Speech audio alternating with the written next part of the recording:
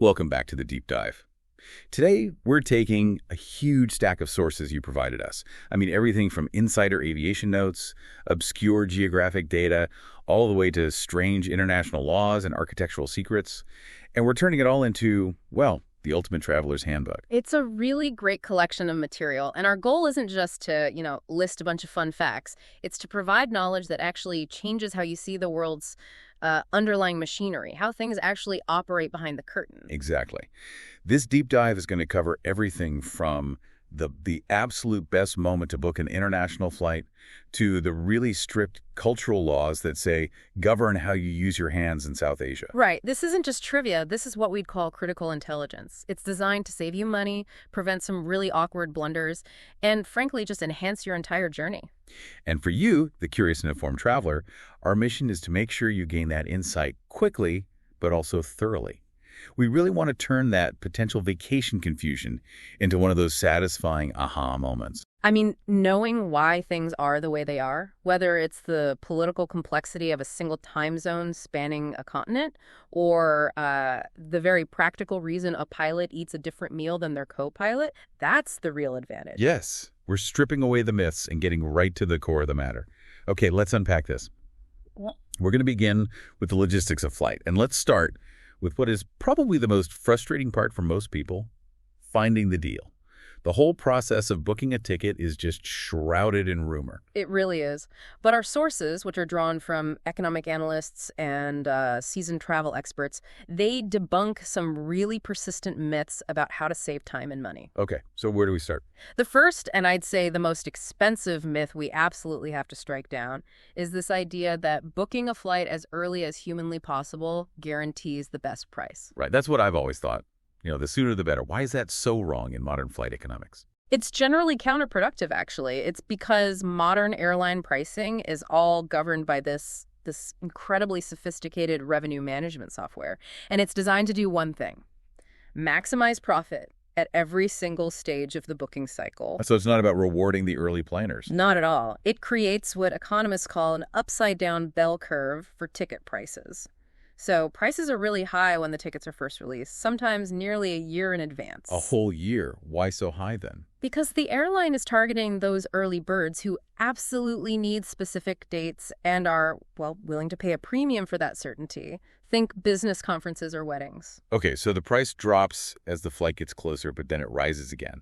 And that dip in the middle, that's the sweet spot you're talking about. Precisely. The price sinks low during that middle period to stimulate demand and make sure the plane fills up. But then it surges dramatically in the final weeks. Who are they targeting then? That's when they're targeting business travelers or, desperate last-minute planners who have absolutely no flexibility. So the structure effectively penalizes both the super early bird and the last-minute booker. So let's define that Goldilocks window, because that's the actionable takeaway for our listener. What is it? Okay, so if you're traveling domestically, let's say within a country like the United States, that optimal window for purchasing is typically between 1 and 3 months before your departure date. 1 to 3 months. That's a pretty wide window. It is, but the demand curve for domestic flights is shorter and a lot more volatile. So that's your best bet. And for international travel, the stakes are higher, so you probably need more lead time, right? Absolutely. International travelers need to plan significantly further out. You should be aiming for the 3 to 6 month window. 3 to 6 months. Why so much earlier? Well, this longer lead time lets the airlines gauge sustained demand for a route, and it also just accounts for the longer planning cycle that international trips require. Visas, complex connections, itineraries. Knowing this window is, I'd say, the single most effective way to save money. Okay, that window is all about timing, but so many people still hold on to this kind of digital folklore. Right. The idea that clearing your cookies or using incognito mode will get you lower prices. Right. Do travelers really need to panic about the airline tracking their browsing history? Travel experts have looked at this again and again, and they confirm this is largely a myth that just persists despite very little evidence. So it does nothing. Almost nothing. Modern airline pricing is dynamic and it's incredibly complex. It's often managed by AI systems that are pulling from these massive global distribution systems, or GDS. And those systems are looking at way more than just my browser, I assume. Oh, absolutely. These pricing calculations are based on these really complex variables like historical sales data, current remaining inventory on the plane, capacity on competing airlines, and predictive models of how popular that route will be. So that whole layered system is just, it's too robust to be manipulated by whether or not I cleared a single cookie on my personal computer. Exactly. The system is operating on a macroeconomic level, not a personal one. The more strategic approach is to focus on those macro variables. Set price drop alerts using trackers like Google Flights or Skyscanner, and be as flexible as you can with your departure dates. That's far more effective. Right. Forget the browser settings. And speaking of dates, what about the old wisdom about Tuesday being the perfect day to buy tickets? That's gone too. That classic advice is completely obsolete now. It originated from a time when airlines would manually adjust prices on specific days, often reacting when competitors changed their fares. But not anymore. Not anymore. Now the pricing is constantly dynamic and AI-informed, which means the best day to click buy is highly situational and, well, largely a matter of chance. It's a crapshoot. So what's the real secret then? The real secret is just relentless automated monitoring through those price alerts. That is the only reliable way to catch those momentary system-generated dips that fit your budget. Okay, let's transition from saving money to operational rigor. Specifically, the safety protocols that are critically important but often completely invisible to the passenger. This is a fascinating area. The standard practice of pilot meal separation is a fantastic example of a really simple safety precaution that, saves lives. Pilot meal separation, so they don't eat the same food. Correct. It's standard procedure, though it's often self-imposed by the airlines rather than, say, mandated by the FAA, that the pilot and co-pilot eat different meals, and often they're sourced from different suppliers entirely. And the reason is pretty clear, I guess. To prevent a single point of failure through food poisoning. Precisely. By eating different meals, they virtually eliminate the risk of both of them getting sick or becoming incapacitated at the same time. It ensures that at least one flight deck crew member is always healthy enough to safely operate the aircraft. Wow. It's a remarkable level of operational caution. They're basically treating the catering menu like a potential biohazard. In a way, yes. It's all about redundancy and mitigating risk. And speaking of biohazards, let's tackle the dirtiest places on a plane. I think a lot of travelers fixate on the air quality, but the risk is actually far more direct. That's right. So many people worry needlessly about the cabin air, which is actually HEPA filtered and very clean. Yeah. But our sources, including health reports and flight attendant anecdotes, they indicate you are vastly more likely to get sick from contact, from something you touch, than from something you breathe. And the top culprits are places you'd assume are clean, but they're rarely sanitized between those quick turnarounds. Exactly. Lavatory door handles and toilet flushers are obvious ones. But the number 1 breeding ground for germs is the tray table. The tray table? It's a surprising fact, but those tray tables where people eat, work, and sometimes change diapers, they are rarely, if ever, sanitized by cleaning crews between flights. That is horrifying. It's crucial. Use a sanitizing wipe on that surface immediately after you board. It's probably the single best health precaution you can take. Let's move on to some in-flight safety protocols, the ones that can seem a bit arbitrary until you know the why behind them. For instance, the dimming of the cabin lights when landing at night. Why is that procedure so important? It's entirely about facilitating a rapid and safe emergency evacuation. It's a very clever, low-tech solution. How does that work? When the lights are dimmed, especially during a night landing, it allows your eyes to adjust to the dark or the semi-dark environment outside the aircraft. So if an emergency evacuation is suddenly needed, your pupils are already dilated. Your vision is night mode ready. So you can see where you're going immediately. Exactly. It allows you to navigate the path to the door and see the exterior conditions without being temporarily blinded by a sudden transition from a bright cabin light to pitch darkness. And similarly, the rule that requires seats to be upright and tray tables stowed for takeoff and landing. That seems so rigid, but the logic is pure physics and logistics, isn't it? Absolutely. The primary objective here is minimizing obstacles and maximizing evacuation speed.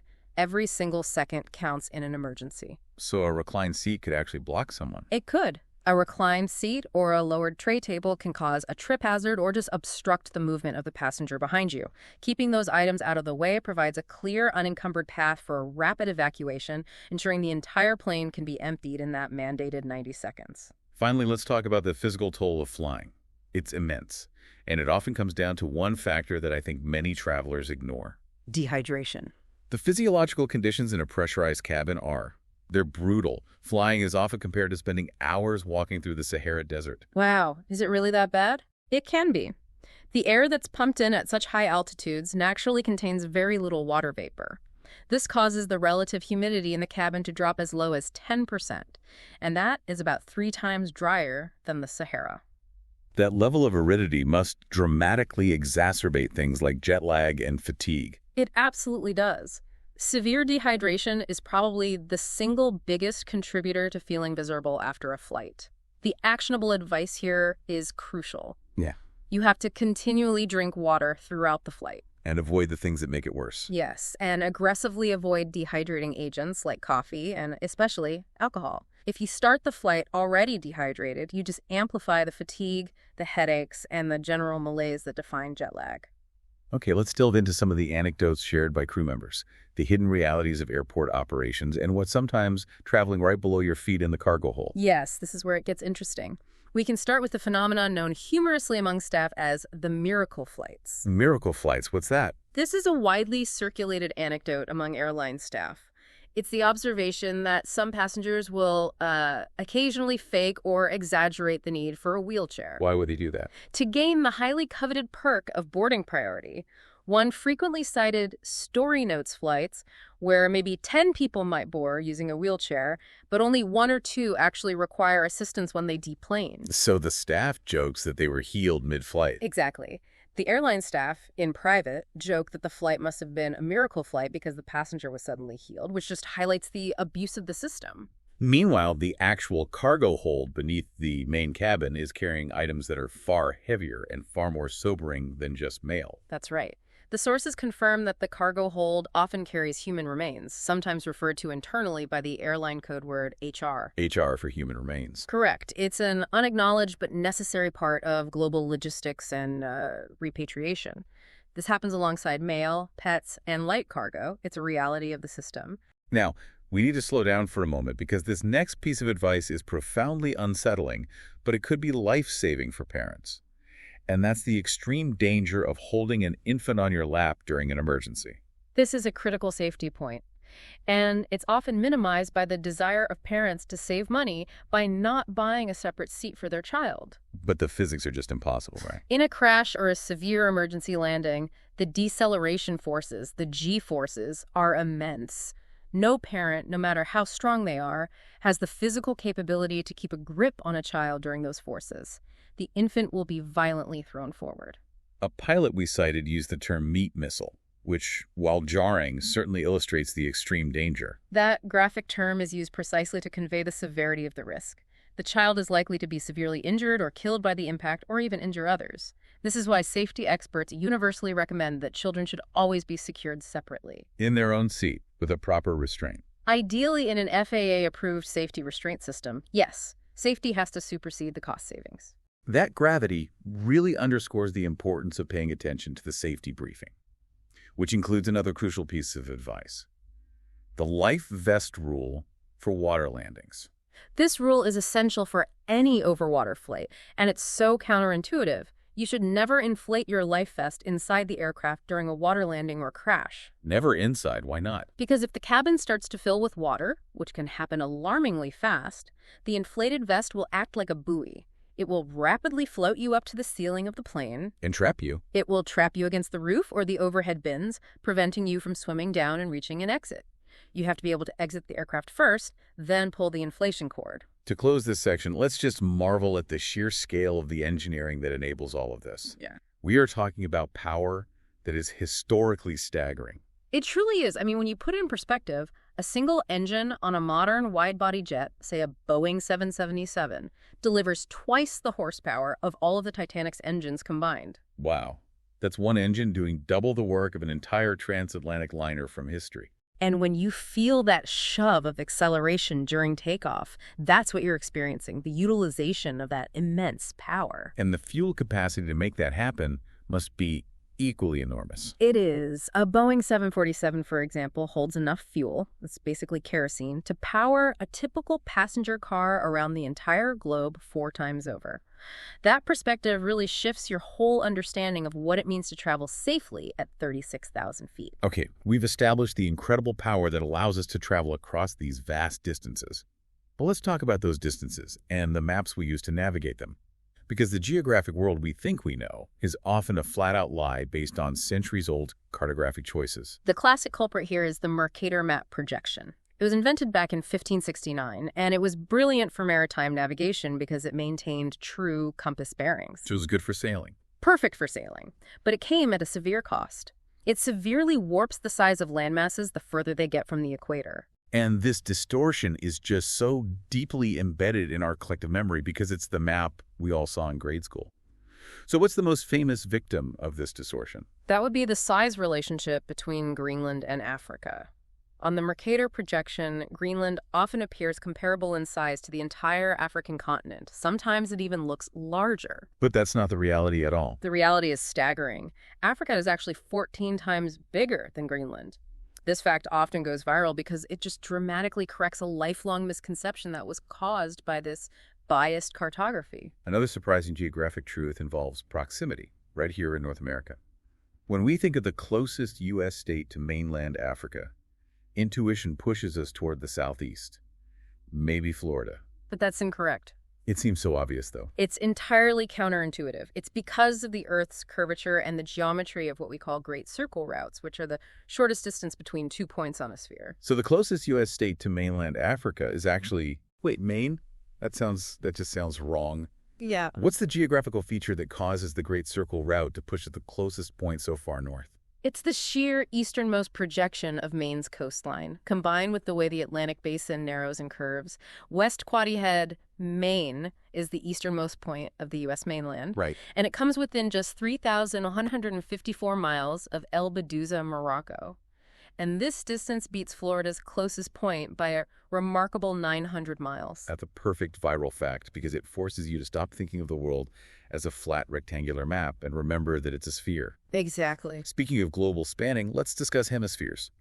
We measure the globe in 4: northern, southern, eastern, and western.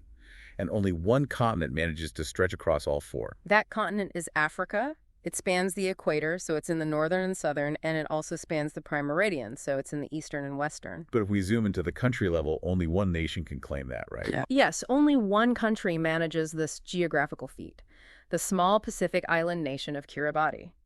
They strategically moved the international dateline back in 1995 to keep the country united in time.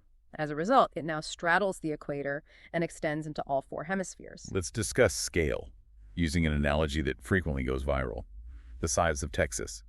The concept that Texas could hold the entire world's population is often cited to illustrate its scale. It's a powerful thought experiment. The fact is often framed that if Texas were populated with the same density as New York City, specifically Manhattan, it could theoretically hold the world's nearly 8 billion people. Is that still accurate with today's population? Well, our sources note that if you run the current population numbers, you'd actually need to include about half of neighboring Arkansas to make that comparison exact. But the principle stands. Texas's landmass, over 260,000 square miles, is just colossal when you view it through a population density lens. From immense size to immense coordination challenges, China's adoption of a single time zone for the entire country, Beijing time, is a fascinating intersection of geography and political will. It is a profound political statement. I mean, China spans nearly the width of the contiguous United States, which naturally covers 5 time zones. Right, like we do. Yet, for the sake of unification and political symbolism under the Communist Party, they adhere only to China's Standard Time. And this unification policy creates some severe logistical and social friction, especially in the far west. So in western provinces like Xinjiang, what is the practical consequence of having the official clock set so far to the east? Well, due to geographic reality, the sun might not rise until around 10 a.m. in the winter months. This forces workers, students, and businesses to operate on a time system that is fundamentally detached from the sun's actual position. That must be disorienting. It is. In regions like Xinjiang, the local Turkic-speaking Uyghur population often observes a separate, informal clock that's 2 hours behind the official government time, just to align more realistically with daylight hours.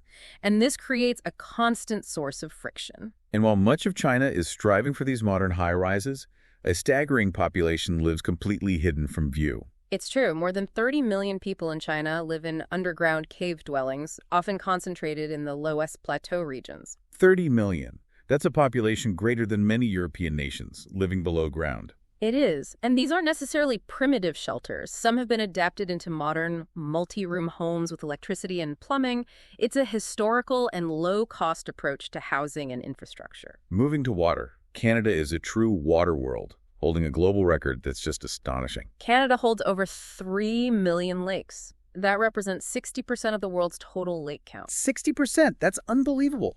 This dominance of freshwater resources is just unparalleled. And then conversely, you can consider Saudi Arabia a vast country that officially records 0 permanent rivers or significant freshwater courses. They rely almost entirely on desalination and fossil water reserves. The contrast really highlights the sharp geographic extremes that define our planet's hydrology. Let's look at some impressive global records, starting with Canada's massive coastline. The length is immense, but it raises a profound philosophical question in cartography, known as the coastline paradox. Canada indeed boasts the world's longest coastline at a recorded 151,019 miles. But the coastline paradox dictates that the exact length is always, well, indeterminate. Indeterminate. How can it not have a fixed length? Because the result of the measurement varies wildly depending on the size of the measuring unit you use. That sounds abstract. Can you give us a clear analogy for the listener? Sure. Think of it like trying to measure the edge of a kitchen sponge using 2 different tools, a yardstick and a magnifying glass. If you use the yardstick, you measure the general perimeter and the number is small. Okay, that makes sense. But if you use the magnifying glass, you start measuring every single tiny crevice and every pore and every little bump on the sponge's surface, and the total length you measure suddenly explodes into this enormous number. So cartographers just have to agree on a standard unit of measurement. Exactly. They have to use a larger practical unit to keep the measurement standardized, but the theoretical, hyper-detailed length of the coastline is much, much longer. It's a fantastic reminder that precision often leads to uncertainty in the natural world. That really helps make the concept stick. Shifting gears to speed, if you think the Japanese Shinkansen, the bullet train, is the world's fastest, you are actually slightly behind the times. The Shinkansen is world famous for its reliability and punctuality and speed, but it only ranks 5th globally. The world's fastest commercial train is actually the Shanghai Maglev train. Maglev, so it floats. It uses magnetic levitation, yes. It floats above the track, which eliminates friction and allows for that immense speed, a maximum operating speed of 460 kilometers per hour, which is about 286 mph. It far surpasses traditional high-speed rail. And for cultural heritage preservation, which country holds the title for the most UNESCO World Heritage Sites? That title belongs to Italy. It holds the record with 60 locations, slightly edging out China, which has 59. This rich concentration of history, from Roman ruins to Renaissance masterpieces, just continues to make Italy a massive pilgrimage site for history and culture enthusiasts. And for travelers looking for the quickest way between international destinations, the Caribbean offers some routes that are incredibly short. The shortest international commercial flight is a 15-minute trip. It travels just 31 kilometers between St. Martin on the French side and St. Barthélemy. 15 minutes, that's barely enough time to take off and land. Pretty much. The region's reliance on inter-island air transport, given the difficulty of ferry travel and the short distances, creates several of these ultra-short routes. Finally, let's appreciate the geographic humor of the world. There's some wonderfully concise and wonderfully weird place names out there. Absolutely. Countries have single-letter place names, which demonstrates a kind of linguistic minimalism. You have O in Norway, Y in France, and U in Sweden. And then there are the, let's say, more unfortunate ones. And then there are the delightfully, perhaps unfortunately named cities like Batman in Turkey, Dull in Scotland, and Boring in the USA, proving that even geography has a sense of dry, accidental humor. We shift now from the fixed rules of geography to the fluid yet critical rules of human conduct. We're talking about the cultural and legal minefields that can turn an incredible trip sour if you are not prepared.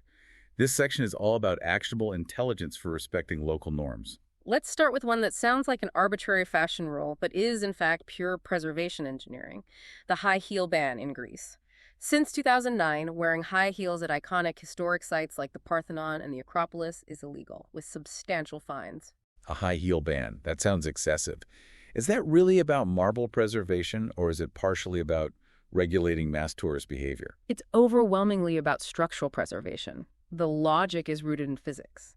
The concentrated needle-like force exerted by a stiletto heel, especially under the weight of a tourist, creates extremely high pressure per square inch. So it's like a little jackhammer on the stone. In a way, yes. This focused force causes microfissures, erosion, and increased damage to the ancient marble surfaces, which have already survived millennia. It's a necessary measure to protect 2,500-year-old heritage from the modern impact of mass tourism. A small sacrifice to ensure future generations can see the sights. Okay, next up, a critical rule regarding religious respect, especially prevalent in South and Southeast Asia, focusing on Buddhist statues. In places like Sri Lanka and Thailand, taking a selfie with your back turned to a Buddha statue is highly disrespectful and, crucially, illegal. It constitutes mistreating Buddhist images. Because you're positioning the lowest part of your body, your backside, toward a revered religious image. Precisely. And tourists who break this rule risk severe consequences, including hefty fines, detention, or even deportation. It just underscores the absolute necessity of being mindful of your position relative to sacred imagery. Moving to Japan, a country known for its strict regulations, travelers need to be aware that certain common medications that are available over-the-counter elsewhere are banned there. This is a major traveler trap. People assume if they bought it legally at home, it's fine abroad. But Japan has incredibly strict anti-stimulant and anti-opioid laws. So what kind of common medications are we talking about? Certain common things like Vicks inhalers, specific allergy tablets, and painkillers that contain codeine are banned or severely restricted. Being caught with these can lead to detention, confiscation, or even deportation. So the actionable advice here is just meticulous preparation. Yes. You must check Japan's official import regulations well in advance and carry a signed doctor's note for any and all prescription medication you bring with you. Now, let's look at Germany's famous Autobahn. It's known for its unrestricted speed, but stopping is highly regulated, specifically running out of fuel. Running out of fuel or stopping unnecessarily on the Autobahn is illegal, and it's subject to fines. The legal basis here is fascinating. German law views stopping on the highway for non-emergency reasons as inherently negligent and dangerous. So running out of fuel isn't just an inconvenience, it's considered negligence. Correct. The law classifies that as an avoidable action, a preventable safety hazard. You are legally responsible for ensuring your car is fueled, and stopping on that high-speed road puts everyone else at risk, hence the penalty. That frames it not as a minor oversight, but as a severe traffic safety issue. And a simple custom in Thailand that carries the weight of law relates to their currency. Thai currency features images of the king, who is deeply revered and seen as semi-divine. Therefore, stepping on the bills or coins, even accidentally, is illegal and seen as an act of severe disrespect to the monarchy. So if a bill blows away, you can't just pin it down with your foot. You cannot. It's a small but critical act of respect that every visitor must observe. Finally, a security measure common across many tourist destinations is the camouflage clothing ban for civilians. Civilians are prohibited from wearing camouflage prints in many places globally. This is primarily a public order and security measure. It includes multiple Caribbean nations, Jamaica, Barbados, Grenada, St. Lucia, as well as countries in Africa and the Middle East like South Africa and Oman. And the reason is simply to avoid confusion with military personnel. Exactly. The law is in place to prevent confusion and avoid civilians being mistaken for or impersonating military personnel, which could lead to severe consequences in a tense situation. Tipping is perhaps the most confusing global etiquette minefield. We live in a world where it can range from absolutely expected to deeply insulting, depending on the service culture. That paradox is the core of the problem for travelers, especially those coming from countries with a heavy tipping culture, like the U.S. In Japan and South Korea, for example, tipping is generally not customary and can often be considered rude or even insulting. Why insult? The service workers in these nations often feel they are paid adequately to perform their jobs, and an extra payment can imply their normal wage is insufficient, or that the visitor is trying to establish some sort of superior social position. And in Italy, tipping isn't necessary if you understand the local billing structure. Correct. Tipping is not expected in Italy, especially if the bill already includes a mandatory charge known as the coperto fee. This fee, usually 1 to 3 euros per person, is explicitly for bread, the table setting, and service. So it's a built-in service charge. It effectively functions as a transparent, built-in service charge, so any further gratuity is redundant. Conversely, in the United Arab Emirates, tipping is strongly expected in many service industries, even if a small service charge has been included. Beyond currency, body language, specifically hands and feet, are critical throughout South Asia and the Middle East, starting with the non-negotiable left-hand rule. The left-hand rule in places like India, Sri Lanka, and parts of the Middle East is vital cultural intelligence. The left hand is traditionally reserved for bathroom use and hygiene. So travelers must strictly avoid using their left hand for any social interaction. Yes. This means avoiding eating, serving food, exchanging money, or reaching for anything with the left hand. You must always use your right hand for these interactions to signal respect. And what if the traveler is naturally left-handed? That's a difficult cultural adaptation. The safest approach is to consciously use your right hand for all exchanges. If you absolutely must use your left hand, it's best to use both hands to present an item, or maybe apologize beforehand to signal that you understand the rule. And similarly, where your feet point matters greatly, as the feet are considered the dirtiest part of the body. Showing the soles of your feet or pointing them at someone is considered highly offensive throughout Asia, India, and the Middle East. If you're sitting, you need to ensure your soles are directed toward the floor and not toward a person or a sacred object. It's a profound sign of disrespect. Let's focus specifically on Japan again, where public decorum reflects a deep cultural value on maintaining harmony and separating public and private life. There are several important rules of public space etiquette. Firstly, it is generally considered rude to eat food outside while walking in Japan. There are exceptions, like on the bullet train, but public consumption is often seen as unrefined. What else? Secondly, applying makeup in public is also considered inappropriate. It's viewed as a private, preparatory act, kind of like getting dressed, that's meant to be done at home before you enter the public sphere. And for those interested in soaking in the traditional hot springs, the onsens, there's a strict rule regarding body art. That's right. Many public baths and onsens forbid entry to tattooed people unless the tattoos are completely covered. This stems from a historical association between tattoos and organized crime, specifically the Yakuza. So even a small, non-threatening tattoo can cause a problem. It can cause entry refusal, yes. So covering them up is necessary for tourists who want to partake in that cultural experience. Now, not every strange travel law you hear is true. Sometimes a great story that won't die becomes global traveler lore. Let's tackle two major European urban myths that keep circulating. First, the Swiss toilet flushing rule. This is a classic. The idea that flushing a toilet after 10 p.m. in Swiss apartments is illegal because of noise pollution. That is not true. It is a myth. While many apartment buildings do have established house rules promoting general quiet hours, the Swiss Tenants Association confirms it. A general national ban would be an overreach, interfering too much with personal tenant rights. Neighbors cannot legally call the police over the sound of a flushing toilet. Another great urban legend involves romance. The French train station kissing ban, supposedly adopted in 1910 to stop people from delaying trains. That is also an urban legend. It's a fantastic story, but it's false. The French railroad company, the SNCF, has actually embraced the rumor, actively debunking it and encouraging travelers to take romantic pictures on the platforms. No such general law exists. But France, true to its unique character, does have some truly strange laws that do exist, proving that truth is often far stranger than the fiction we debunk. Indeed. For instance, in the historic wine region of Châteauneuf-du-Pape, it has been officially illegal since 1954 for UFOs to fly over the town and land within its borders. You're kidding? A UFO ban? It's clearly unenforceable, but the law was adopted to preserve the sanctity and history of the region's airspace. That is bizarre. And they also have laws governing what parents can name their children. Yes. French couples have been denied names for their children that are deemed potentially disadvantageous.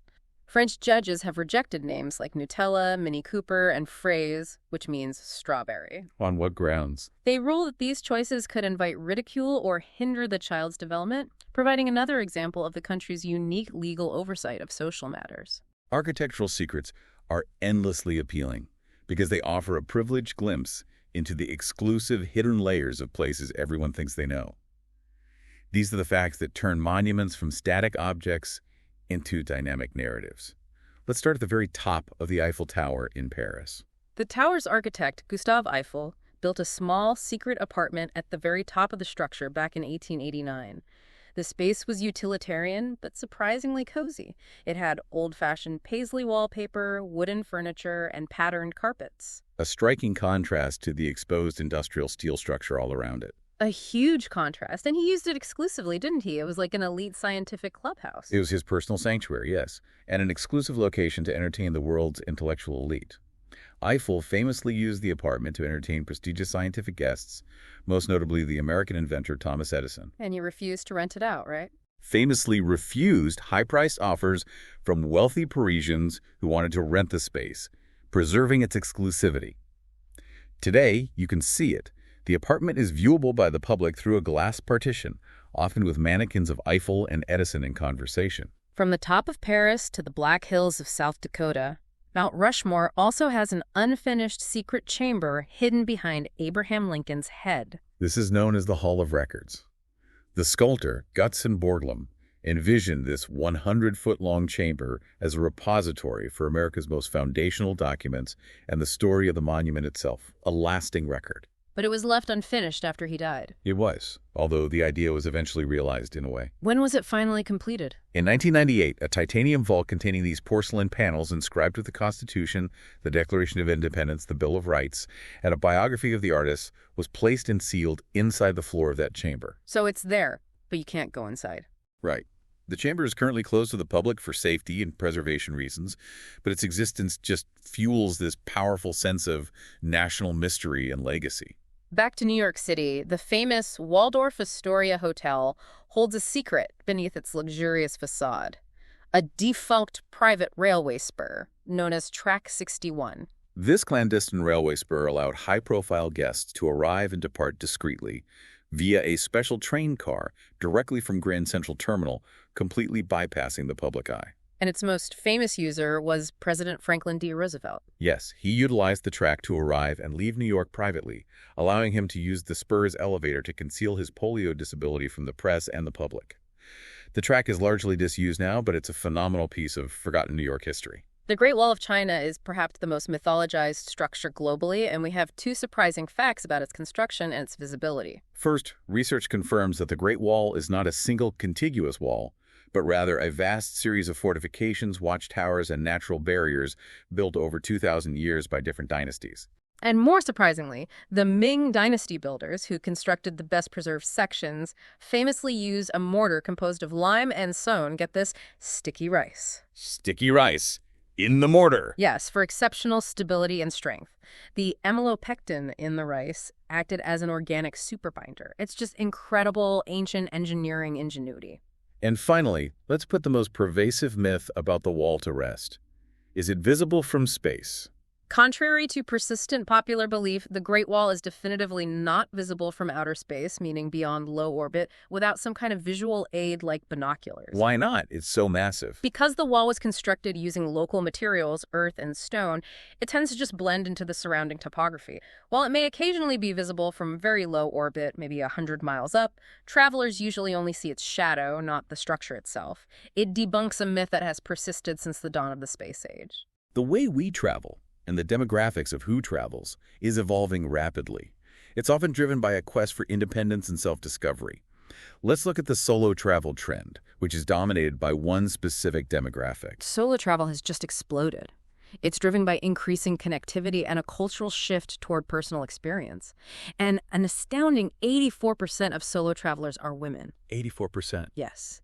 They're leading this trend of self-reliant global exploration. And this shift has massive implications for the travel industry, forcing companies to address safety concerns, tailor accommodations, and target products specifically for this independent growing audience. You can contrast that spirit of global adventure with the labor policies right here in the U.S. when it comes to time off. The sources rightly call the U.S. anti-vacation. Statistically, the U.S. is a profound outlier among industrialized nations. It's one of the only nations with 0 guaranteed paid federal holidays, and the average American worker only uses about 10 paid vacation days annually. And how does that compare to the rest of the world? The global average of mandated paid time off is 18 days. The EU requires a 20-day minimum. So this systemic reluctance to take time off is a cultural phenomenon that's deeply ingrained in U.S. labor history. And that lack of time off isn't just bad for your quality of life. Science suggests it could be bad for your lifespan. That's the truly startling implication. A long-running study found that men who systematically shortchanged their vacation time taking less than 3 weeks annually had a significantly higher mortality rate than a control group. Wow. The science really supports the idea that regular breaks and the resulting stress reduction and psychological detachment that travel provides can contribute to greater longevity. The digital age has also fundamentally changed the travel experience, specifically regarding the element of surprise and wonder. The concept of the loss of awe is highly relevant here. It's a recurring theme among seasoned travelers who predate social media.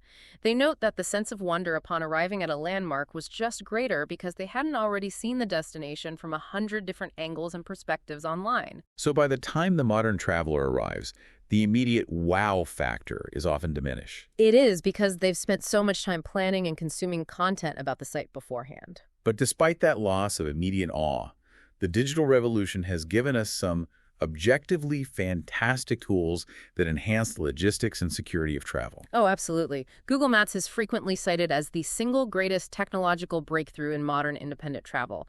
It's revolutionized logistics, itinerary planning, security. It's eliminated the jeopardy that was once just an intrinsic part of exploring a new city. And furthermore, the rise of organic, unmediated content is changing how we research destinations. You're referring to the surging visibility of platforms like Reddit, which has changed the kind of information travelers trust. This is a huge shift in the information hierarchy. It is. Reddit's organic visibility has surged to become one of the most visible domains on Google search. And critically, when you look at large language models, LLMs, and AI platforms, Reddit is cited as the single most dominant domain for real-world insight. So how does that benefit the informed traveler? Well, it means search results are shifting away from glossy, sponsored travel blogs to authentic, unfiltered user reviews on subreddits like rTravel. This gives you much more honest and immediate insight into everything from hotel safety to local scams. Travel content that thrives there often focuses on debunking folklore and revealing genuine local experience. We've covered a remarkable amount of ground today, from the engineering genius of the sticky rice mortar in the Great Wall to the optimal window for saving hundreds of dollars on an international flight. The core takeaways are really simple. Be smart about your budget timing, be meticulous about what you touch and carry on a plane, and critically, prioritize cultural intelligence over assumptions. The goal is to move past that surface-level attraction and really understand the rules that govern the destination. And what's fascinating here is how many of these seemingly obscure laws or architectural secrets connect back to these ingenious practical solutions. The high heel ban increase isn't an arbitrary punishment. It's a structural preservation measure against marble erosion. Right. And the German Autobahn law isn't about control. It's a necessary legal classification of running out of fuel as negligence to ensure traffic safety. These local rules are usually practical responses to massive environmental, logistical, or heritage challenges. And by understanding the why, the underlying mechanical or cultural necessity, you move past being a tourist who's just reading rules and you become an informed traveler who respects the deep history and culture. That informed appreciation is what truly enhances a journey. So as you plan your next journey, whether it's a quick hop across the Caribbean or an international trip booked 6 months out, we encourage you to be a curious, informed traveler. Focus on that hidden machinery, the architectural secrets, the engineering prowess, the cultural sensitivities, not just the glossy postcard image. And this leaves us with one final provocative thought to take with you. We've spent this time focused on the viral facts that reveal the hidden machinery of global travel. We uncovered the secret apartment in the Eiffel Tower and the historical necessity of separating pilots' meals. If those powerful practical facts exist in the places we only visit, what other crucial, functional, hidden facts about the city you live in or the office you work in are waiting to be discovered? What hidden stories are still traveling in the cargo hold with us?